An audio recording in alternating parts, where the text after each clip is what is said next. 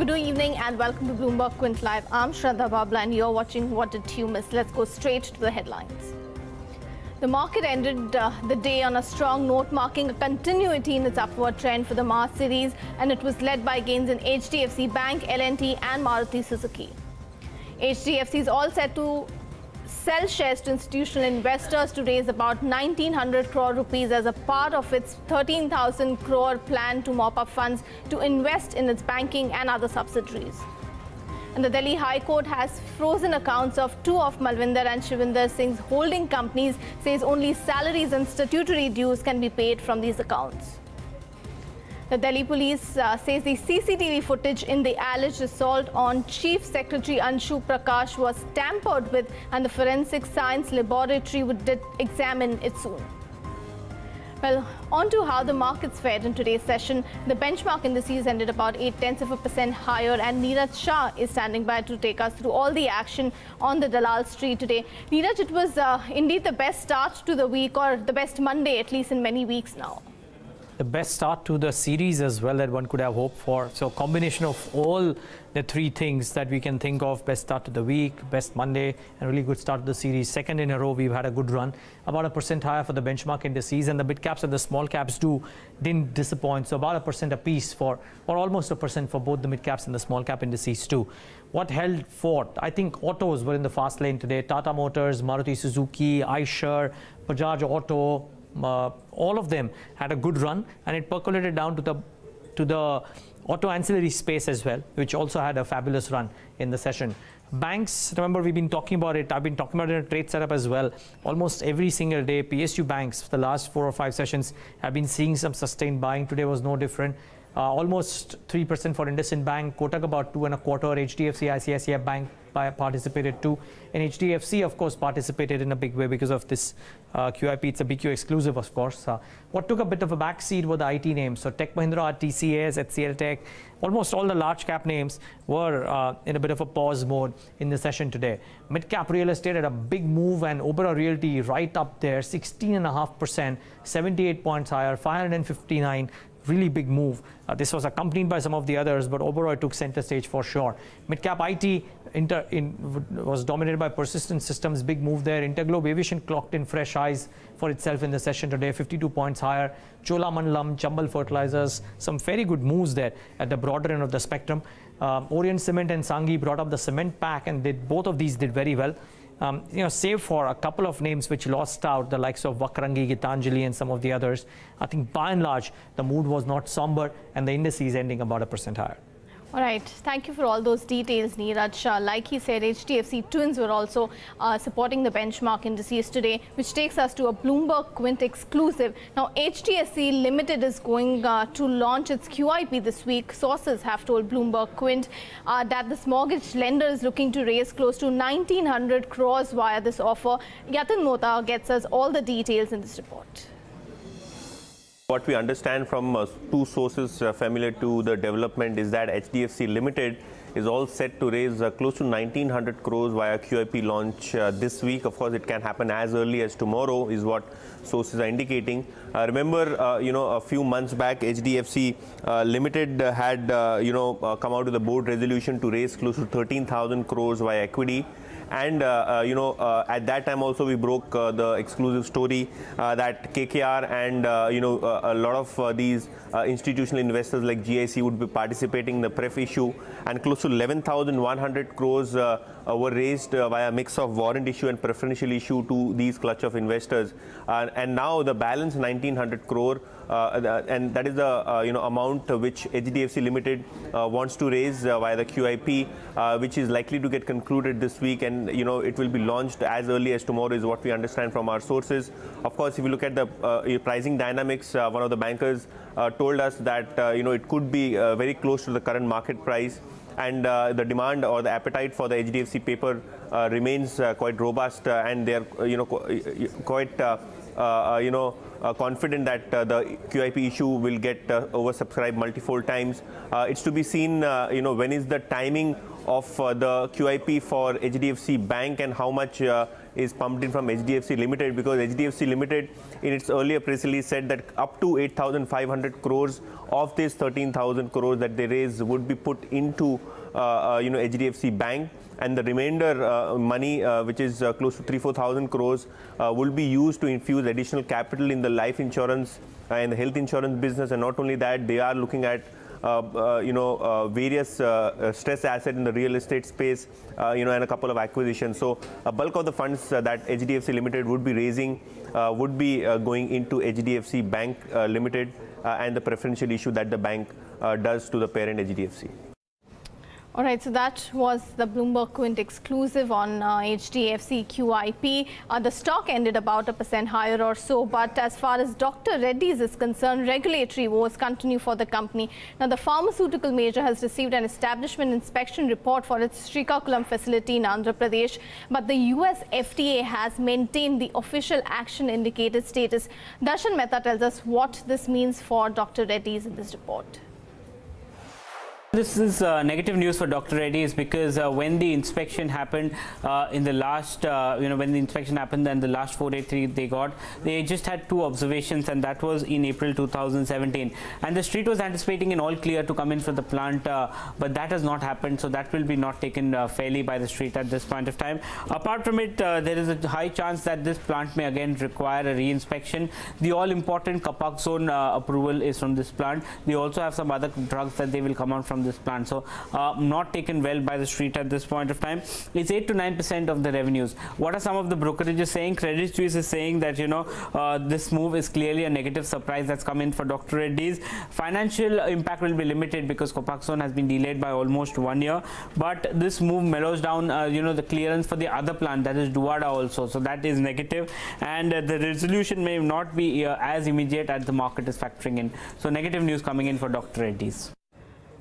All right, so a lot hinges on whether there will be a re-inspection requirement or not for Dr. Reddy's Srikakulam plant. But moving on, the government has listed out nearly 9,500 non-banking financial companies as high-risk companies. The notification dated 31st January 2018 says that these companies do not comply with the prevention of money laundering rules. Nikunj Ori joins in on the phone line with the details.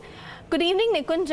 What does it really mean for these companies? Right. Firstly, the FIU has identified about 9,500 non-banking financial companies as high-risk financial institutions that were found violating the Prevention of Money Laundering Act. According to a government official, the FIU in its investigation has found that these NBFCs had accounts which undertook high-value suspicious transactions, and some of these accounts did not even have KYC done.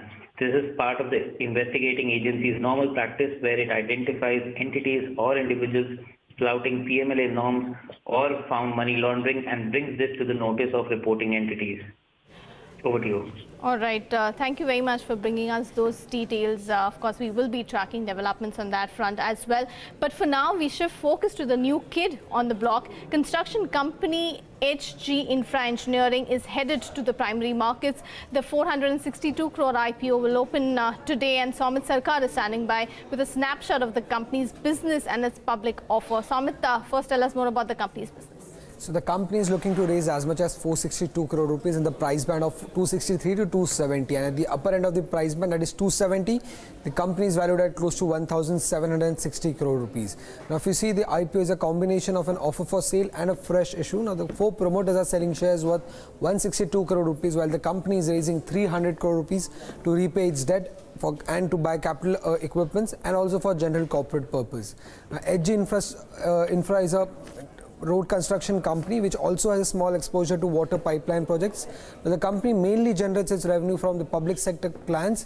As you can see here, 54% of its revenue for the financial year 2015 came from public sector entities, which increased to 73% in financial year 2017, and for the first half of financial year 2018 it remained at around 66%. Now its public sector clients include NHAI, PwC, MES and the Jaipur Development Authority. Now it is mainly into constructing and developing roads and highways. You can see here more than 85% of its revenue comes in from that segment, that is developing roads and highways. Now the company is present in different states like Rajasthan, Maharashtra, Arunachal Pradesh, Uttarakhand, but most of its order book comes in from Rajasthan. In FY15, 38% of its order book was contributed by the state of Rajasthan, which increased to 45% as of November 2017. As of November 2017, its total order book was close to 3,700 crore rupees, of which 45% was contributed from the state of Rajasthan. So how do the company's financials stack up them, and more importantly, how do they compare with the peer group? So if you see, if we compare it with Dilip Buildcon and KNR Constructions, which are engaged also in the same line of business, the company's revenue, net profit and EBITDA have grown at a higher rate. The company's revenue, net profit and EBITDA grew at a compound annual growth rate of 34%, 37% and 28% over FY13 to FY17. But if you see on the balance sheet side, the company's book value is the lowest among the peers. It stands at around 32 rupees per share, while its total debt to equity is highest at 1.7 times. However, this will come down to 1.2 times post-listing, as the company is looking to use the IPO process to repay its debt. On the return ratio side, the return ratios are very impressive. The return on equity is close to 25%, the return on capital employed is 30%, and return on asset is close to 17% for FY18 on an annualized basis. On the valuation side, if you see on price to earnings, the shares are offered at an expensive valuation compared to Dilip Buildcon and KNR Constructions. This is on FY18 valuations, but on EV to EBITDA, it is at par with its peers. Now, the FY18 EV to EBITDA of HG Infra is 12.5 times, while that of Dilip Buildcon is 13 times, and KNR Construction stands at around 12 times. On the brokerage side, if you see, Angel Broking has a neutral rating on this IPO because of limited track record and because of its concentrated order book. But ICICI Direct and IIFL have a subscribe rating on this IPO because of the strong growth prospect that the company has going forward. All right, Soumya, thank you very much for bringing us all those details. And in fact, continuing with the IPO theme itself, Kochi-based healthcare services provider Aster DM Healthcare closed at 5.3% down to its issue price. Now, the initial public offering was subscribed 1.3 times on the final day of bidding. Bloomberg Quint caught up with the chairman Azad Mupin earlier today. While he is not concerned about the price movement, he is confident as far as growing at 20 to 25% going forward is concerned. We expect anywhere between 20 to 25% growth as we go forward jointly from GCC and India, and we hope that this will definitely translate into profit. As I was telling you, we generally has been growing both top line and bottom line if you look at a little back, and so we hope that the business is poised for a good growth, both GCC and India, and we have now this plan of having about 30 to 35% of business being from India, and with the National Health Protection Scheme that has kicked in, that must even be much brighter in India. So we were thinking that this will be 30 to 35%, and that should also do well. These 5 hospitals are likely to come in over a period of 5 years in India as well as in GCC.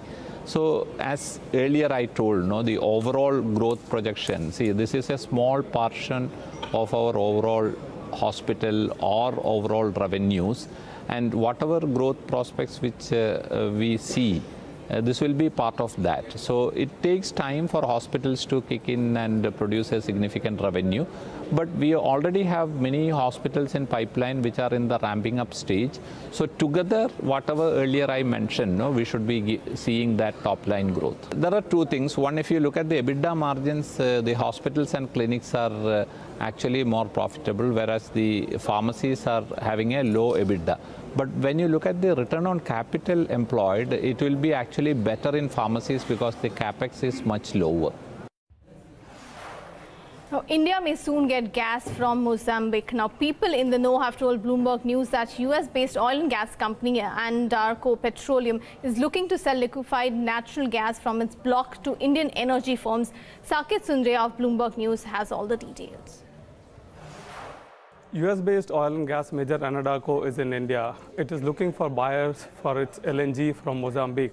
The company, which is developing one of the largest gas discoveries in the world in a decade, is looking for buyers in one of the fastest growing consumers of gas. Anadarko has a 12 million ton LNG project coming up in Mozambique, and it has only managed to tie up about 5.1 million tons of it to the buyers in China and Japan and elsewhere. Now, executives from the company are in India. They're talking to BPCL, they're talking to GAIL, Petronet LNG, they're talking to Indian Oil, companies which have plans to set up LNG regasification infrastructure in India. There are almost 9 companies the company has initiated talks with, and they're probably likely to wrap up some deals within the next few months. The company is looking at India because it is one of the fastest growing consumers of gas, and it has plans to set up almost 50 million tons of LNG regas infrastructure over the next few years. Anadaco needs to tie up at least 8.5 million tons of LNG before it can finalize investment decisions in Mozambique. So India actually ends up as a crucial link for its Mozambique plans to develop the LNG infrastructure. The Delhi High Court has ordered attaching all the unencumbered assets of RHC Holdings and Oscar Investments. Now, these are the 2 holding companies of the Singh brothers. The move has been taken to execute the 3,500 crore arbitral award that Japan's Daiichi Sankyo won against them. Arpan Chaturvedi sums up all the takeaways from the order in this report. Well, the orders that have come from the Delhi High Court today are part of the execution proceedings which are going on as far as the 3,500 crore arbitral award is concerned, which was of course in favor of Daiichi. And the court orders that have been given today are that all the assets of these 2 companies, RHC Holding and Oscar Investment, the unencumbered assets will be attached. And if you remember earlier, these 2 companies had given the details of their assets in a sealed cover to the court, but that includes the encumbered as well as unencumbered assets, and therefore the court has now said that they will also have to tell which of the assets are unencumbered, and they have to reply within a week, after which of course these assets will be attached. Apart from that, as far as the bank accounts are concerned, the court has said that nothing can be done with the bank accounts except use them for payments of salaries to the employees and other statutory dues. Apart from this, as far as the Singh brothers is concerned, they will also have to submit a list of their unencumbered personal assets. So these were the 3 highlights as far as the Daiichi versus Singh brothers case in the Delhi High Court is concerned, and what happened today. Well, moving on, the Central Bureau of Investigation today registered a case against Punjab Chief Minister Captain Amrinder Singh's son-in-law in connection with an alleged bank fraud case against Shimbauli Sugars. Besides Gurpal Singh, the son-in-law of Amrinder Singh, the CBI has also booked 12 others, including the sugar mill's chairman, CEO, CFO, executive director, and some bank officials as well. A probe has been launched in 2 loans of 98 crores, which was declared fraud in 2015, and another corporate loan of 110 crore, which has been used to repay the previous loan. The agency registered the case on 22nd February this year after the bank filed a complaint to the CBI on November 17th last year. Meanwhile, BJP President Amit Shah has attacked the Congress over the alleged bank fraud case in which Punjab Chief Minister Amrinder Singh's son-in-law has been booked. In a tweet, Amit Shah said that it was shameful that the Punjab CM's relatives pocketed the money which was meant for farmers. He also said that Congress is a corrupt party and questioned why Congress deleted a tweet about the bank fraud. And ONGC is likely to miss its June 2019 production target from KG Basin block. Now, this is due to a GST impact and change in local purchase preference rules. Now, ONGC said that the changes concerning the oil mining sector have led to the deferment of the tendering activities. On to the national stories now. The Delhi police today said that the CCTV footage from Arvind Kejriwal's house has been tampered with. Now, this is in connection to the alleged assault of Delhi Chief Secretary Anshu Prakash. Delhi police claims that the timings of the CCTV footage have been tampered with. And the Delhi police also said that the Forensic Science Laboratory will examine the CCTV footage. 2 AAP MLAs have been set to 10-day judicial custody by Delhi court.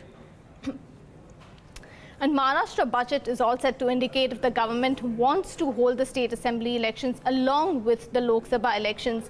Now, according to a PTI report, while the ruling BJP has been pressing for holding the polls simultaneously, the opposition parties are against the idea. The budget will be presented on 9th of March.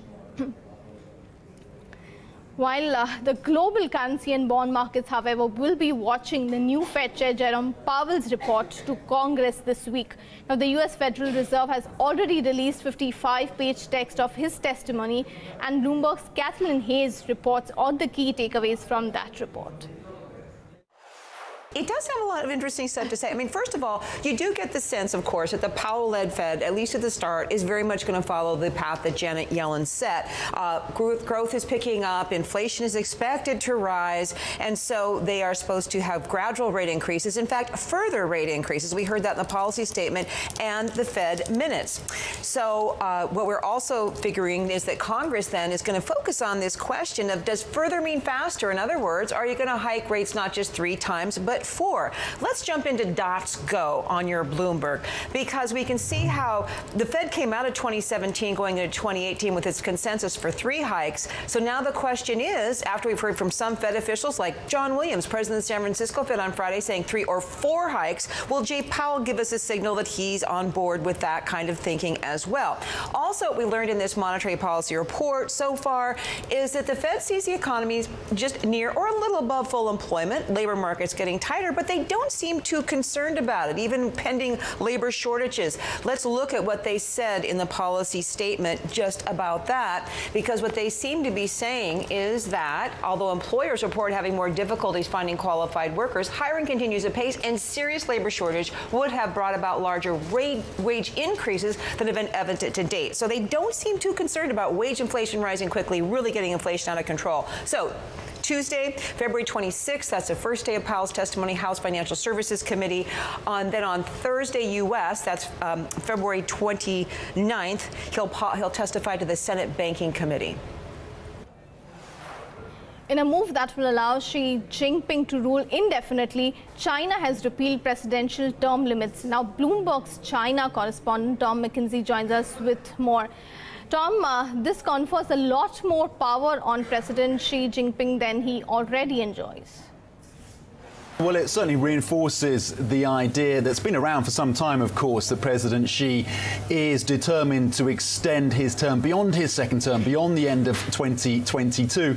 And in terms of the power that he has the confidence to be able to effectively put a final nail in the coffin of collective leadership, a system that was set up along with the transition system under Deng Xiaoping in the late 1970s to try to ensure that China didn't go through the kind of chaotic leadership that it did under Mao Zedong, when, of course, so much power was concentrated in it's one man's hands.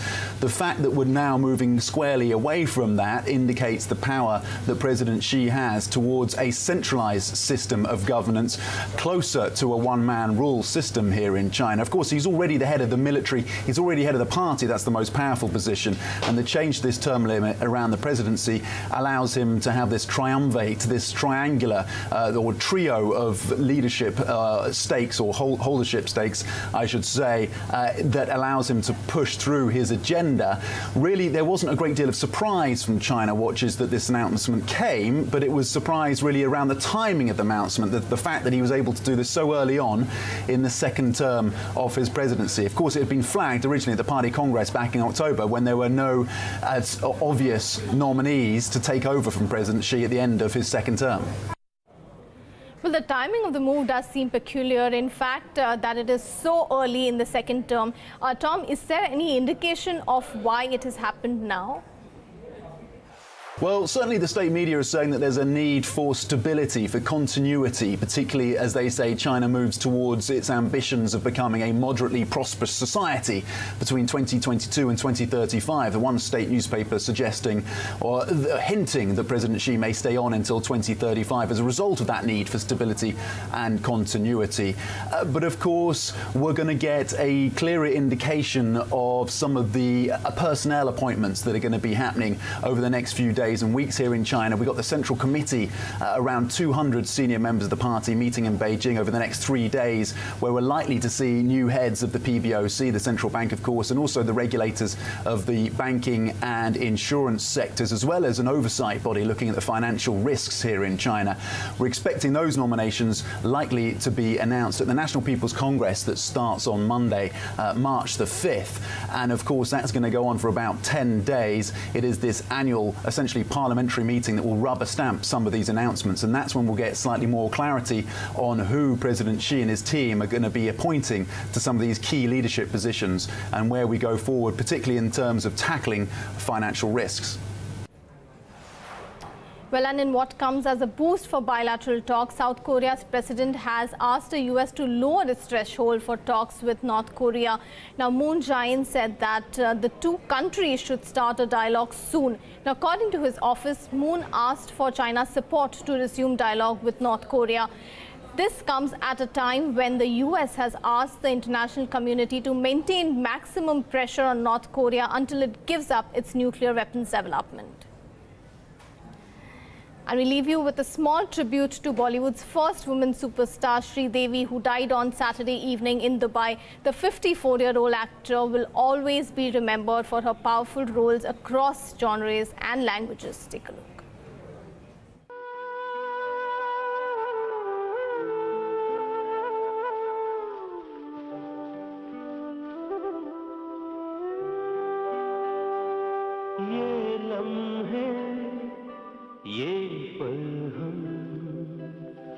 बरसों याद करेंगे ये मौसम चले गए तो हम फरियाद करेंगे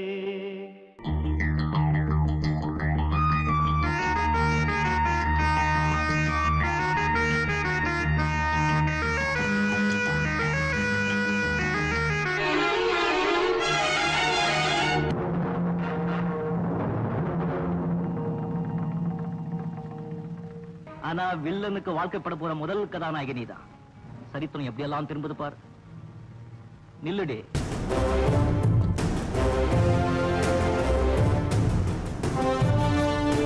क्या चिल्ला रहे थे तुम लोग?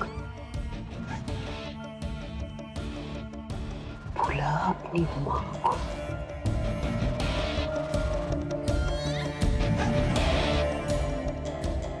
आगे उसकी माँ. बड़ी मस्ती करता है रे तू, मेरी सोना सोना सोना सोना. तुझे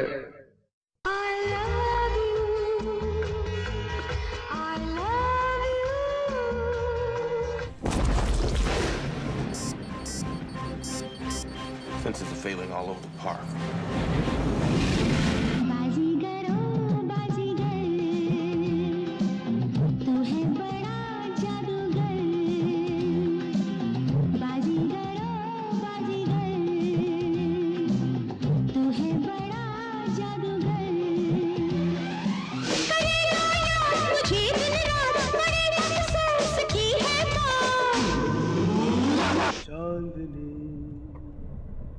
मेरी चांदनी तू मेरी चांदनी. हर प्यार करने वाले के होठों पे एक ही धुन, एक ही आवाज, एक ही नाम. चांदनी ओ मेरी चांदनी.